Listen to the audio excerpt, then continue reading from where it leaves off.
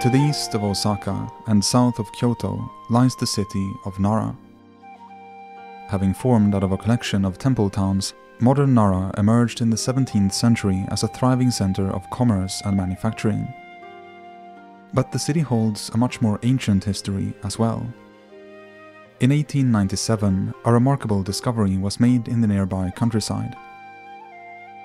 In the middle of the rice fields, there stood a raised piece of land that locals called the Daikoku lawn. It was used by farmers as a convenient place to tie up their cattle, but when the architectural historian Sekino Tadashi heard the name, he realized that this platform had once served a very different function. This was the foundation of the Daigokuden, or Imperial Audience Hall, where the most important state ceremonies of Japan were once conducted. Over 1200 years ago, it had been built as the central structure within the Imperial Palace of Heijō-kyō, Japan's first permanent capital. Founded in 710, it remained the seat of government for the majority of the 8th century, a time remembered as the Nara period. With a population of up to 200,000, Heijō-kyō was a massive city that flourished as the heart of a centralized state that had been built up over the preceding century. The model for this state, as well as for the plan of the city, was Tang Dynasty China. Similar to the Tang capital of Chang'an, Heijō-kyō was laid out on a grid pattern and took the shape of a rectangle with the imperial palace at its northern center. A grand avenue divided this area into two equal parts, named the right and left capitals from the perspective of the emperor looking out from his palace. Additionally, a part of the city protruded to the east, forming a district known as the Outer Capital. This area was home to some of the grandest and most powerful of the many Buddhist temples that defined the landscape of Heijō-kyō. The city was also an important center of trade, serving as the final stop on the Silk Road and attracting travelers from all over East Asia and even as far away as India. The construction of such an impressive capital was an extremely ambitious project. Covering an area of around 24 square kilometers, it was almost the same size as L'Enfant's original plan for Washington, D.C., with a peak population that, according to some estimates, may have only been surpassed by Washington in the 1880s. And yet the splendor of ancient Nara would be short-lived. Already by the end of the 8th century, less than 100 years after it had been founded, Heijō-kyō was abandoned by the court in favor of a new capital. Built about 35 kilometers to the north, this city proved more lasting, serving as the home of the emperors for over 1,000 years to come. Its name was Heian-kyō, or the capital of peace and tranquility, although over time it gradually became better known as Kyoto. After the move, Nara quickly fell into disrepair.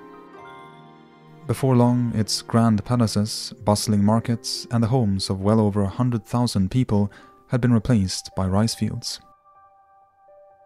All that remained of the once magnificent urban landscape were the great temples, now isolated landmarks in a sea of farmland. They may have been the reason for the city's downfall, having grown so powerful that they threatened the central government, forcing the emperor to distance himself from them. But they would also play an important role in the re-emergence of the city. As time went by, people who worked for the temples began to settle down and form little towns around them, and a number of these towns in what had been the outer capital would one day merge to form the modern city of Nara. Many of the old temples still exist today, although most of their original buildings have long been lost to wars and natural disasters, leaving precious few examples of Nara period architecture left standing. In recent decades, however, efforts have been made to revive some of the city's ancient glory.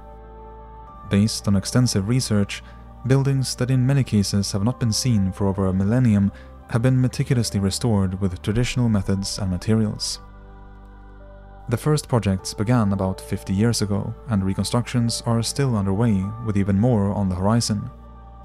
Together, these buildings are bridging the gap between the past and the present, and provide a fascinating insight into this long-lost capital.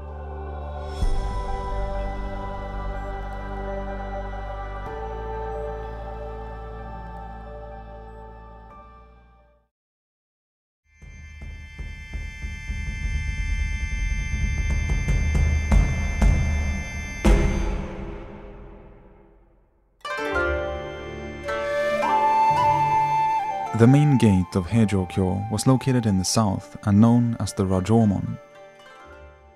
Entering from here, you would have found yourself on Susaku Avenue or Susaku Boulevard, the grand road running through the center of the city.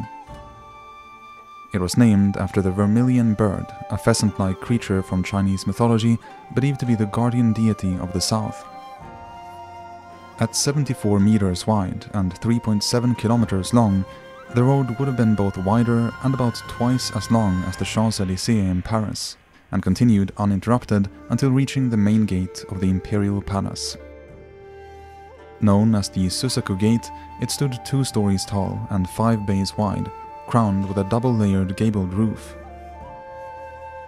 This imposing structure would have served as a powerful display of authority and was an important place for ceremonies and celebrations. Foreign envoys were received and sent off in front of it, and the emperor came here to celebrate the new year. Additionally, it was the site of Utagaki, a festival where men and women of the capital would gather to sing love songs to one another. The gate was one of the first parts of the palace to be reconstructed. Since no documents describing its appearance survive to the present day, the current structure had to be based on excavations and similar buildings from the same time period. Completed in 1998, it is primarily made from Japanese cypress wood and features more than 40,000 roof tiles copied from fragments dug up on the site. Flanking the building on both sides are part of the walls that would have enclosed the palace, and in front of it, a small section of Susaku Avenue has been restored, giving us a glimpse into the monumental scale of ancient Nara.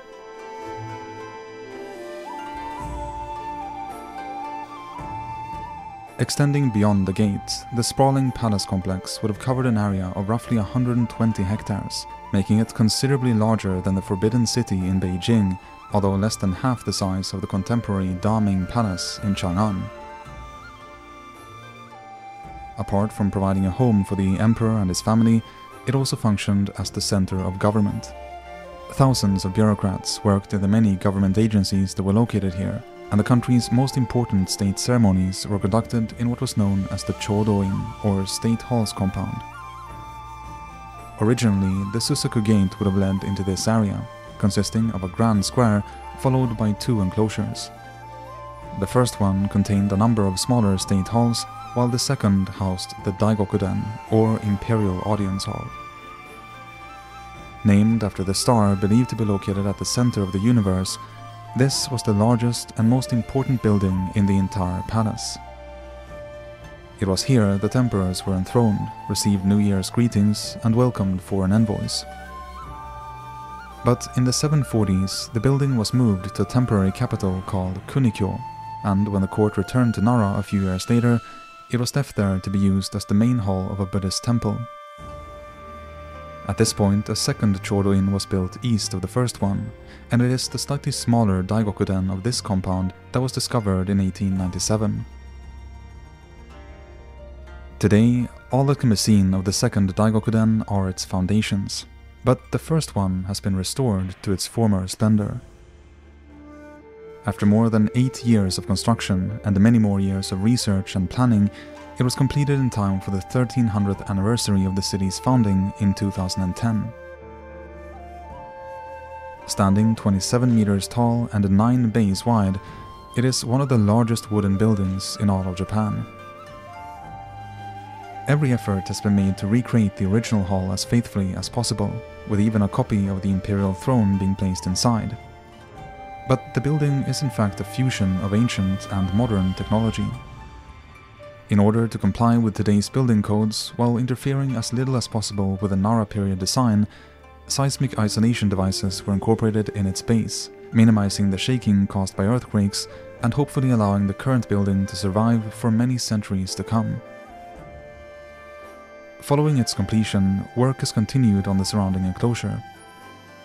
The Daigokumon, the gate leading into the area, was finished in 2022, and work is currently underway to restore one of the towers that originally would have flanked it. Eventually, the enclosure is planned to be brought back in its entirety, allowing people to fully experience the most important part of the ancient palace. A far less grand but nonetheless remarkable reconstruction has been made in a part of the complex known as the Toin, or East Palace.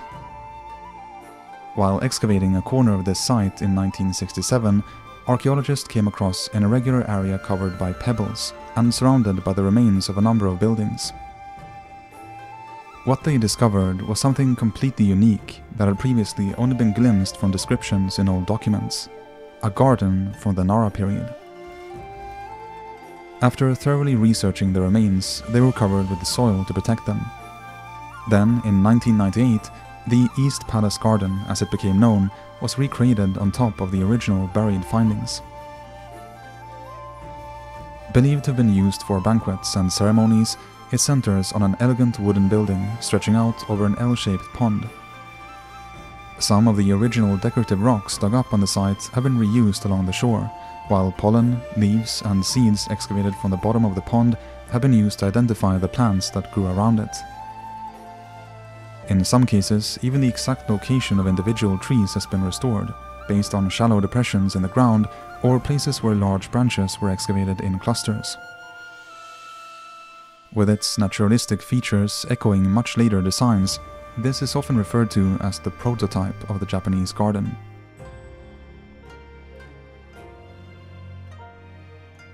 While a number of reconstructions have taken place over the past decades, the plan is not to bring back all of the ancient palace.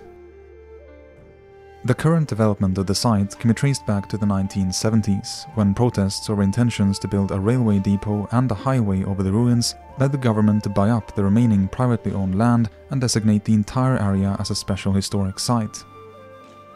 Then, in 1978, a basic development plan was formulated, which in its broad outlines has been followed ever since. It designated a number of areas as restoration zones, including the previously mentioned Susaku Gate, the Imperial Audience Hall, and the East Palace Garden. One of the many government offices, the Imperial Household Ministry, was also marked for reconstruction and has been partially brought back. But in total, these areas cover a fairly small part of the entire palace complex. In accordance with the plan, the remains of other important buildings have instead been excavated and displayed. Less central parts of the site are dedicated to green spaces, while museums, information centers, and research facilities have also been created. Since 2008, the area has functioned as a national park, although it has not yet fully opened, as archaeological excavations and the development of facilities are still ongoing.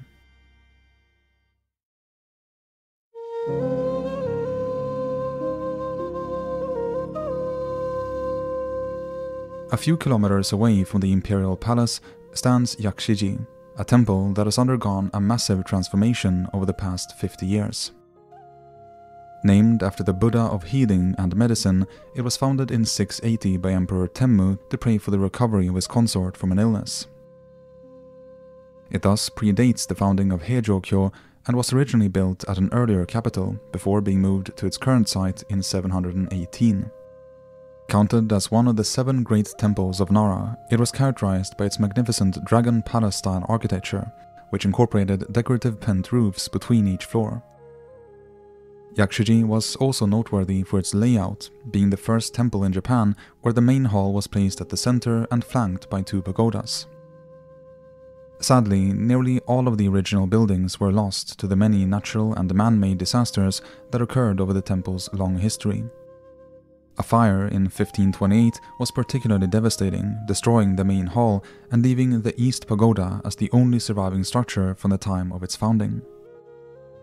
The reconstruction of the lost temple complex was a long-cherished wish at Yakushiji, and in 1968 the head priest at the time, called Takada Koin, set out to turn this dream into reality. The cost of rebuilding was a major issue, since Yakushiji did not have a parish organization to help finance it, and Takada was initially advised to collect funds from companies. But feeling that this would be inappropriate, he instead decided to ask ordinary people for donations in exchange for storing their handwritten copies of the Heart Sutra within the temple. The plan was a great success. By 1976, he had achieved his initial goal of collecting 1 million scrolls, allowing the main hall to be completed that same year. Standing 2 stories tall, it houses the temple's principal object of worship, a set of bronze sculptures known as the Yakushi Triad. They depict the healing Buddha flanked by two attendants and were consecrated in 697 AD. Having survived the destruction of the original building, the triad remains in a nearly complete state to this day, although over time the statues have lost the gilding and the colorful gems that would have once adorned them. The main hall was followed in the 1980s by the reconstruction of the West Pagoda. Its brilliant red and green colors stand in contrast to the weathered hues of the East Pagoda and give an idea of how the older building must have looked in its original glory. The central gate leading into the compound was also rebuilt around this time, and the year 2003 marked the return of the temple's lecture hall. At 41 meters long, 20 meters deep, and 17 meters tall, it is larger than Yakushiji's main hall and one of the biggest temple buildings in Nara. Finally, with the completion of the dining hall in 2017, most of the temple's main buildings had been reconstructed in time for the 50th anniversary of the project.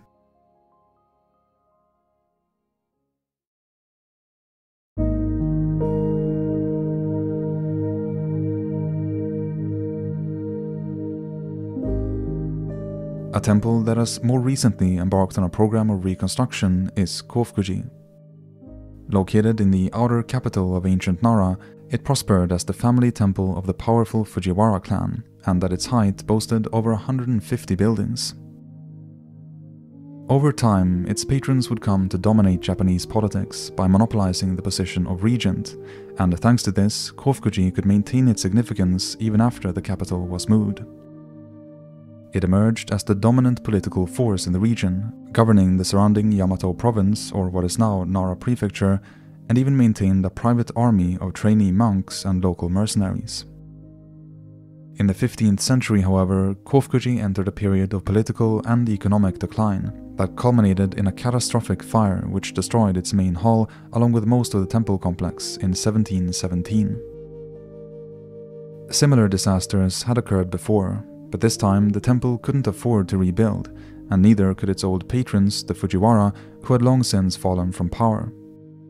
It would take 100 years until 1819 before a slightly smaller replacement for the hall could be built with donations from the people of Nara. It was only meant as a temporary structure, however, and was made with poor building materials. By the 1970s, it had deteriorated to the point that it had to be abandoned and ultimately demolished completely in the year 2000. Following its removal, a new building that faithfully reproduces both the dimensions and architectural style of the Nara period original was erected on the site. Consecrated in October 2018, it is comparable in size to the first Daigokuden in the Imperial Palace and features 36 gigantic columns made from several hundred-year-old trees. At 10 meters tall and 80 centimeters in diameter, they were so large that timber of the right dimensions and quality couldn't be found in Japan and had to be imported all the way from Cameroon in Central Africa. The completion of this building marks an important step in the temple's plan to restore the cultural space of the early Nara period. At some point, it may be followed by reconstructions of other missing buildings, like the main entrance gate and the corridor surrounding the main hall. But for the foreseeable future, the priority at Kofukuji will be the restoration of its 5-story wooden pagoda. At a height of 50 meters, it is the second tallest pagoda in Japan, and repair work is expected to take around 10 years.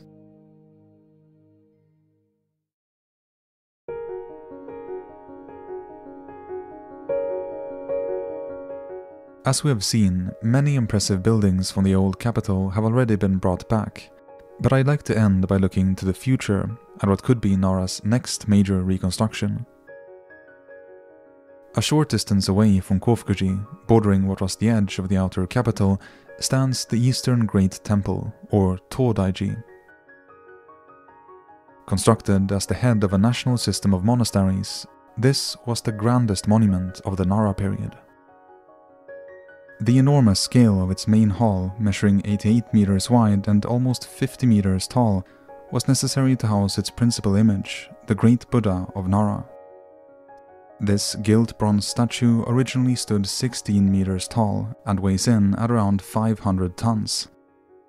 It has since been recast several times, however, and the hall it stands in has burned down twice. The current building, a reconstruction from the early 18th century, is only about 60% as wide as the first one, but was still the largest wooden structure in the world until fairly recently. While the centerpiece of Todaiji has received a worthy replacement, two other remarkable structures have long been missing. Originally, the main hall would have been flanked by two wooden 7-story pagodas, believed to have been among the tallest ever built in Japan. Unfortunately, the western pagoda succumbed to fire after being struck by lightning in the 10th century, and its eastern counterpart was burned down in 1180. After a few decades, this structure was rebuilt to a staggering height of 100 meters, but burned down again in 1362 and has been lost ever since.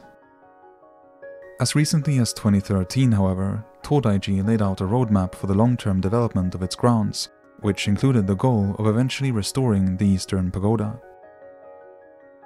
In preparation for this, the temple began excavating the site in 2015, and 3 years later it commissioned a restoration plan of the building.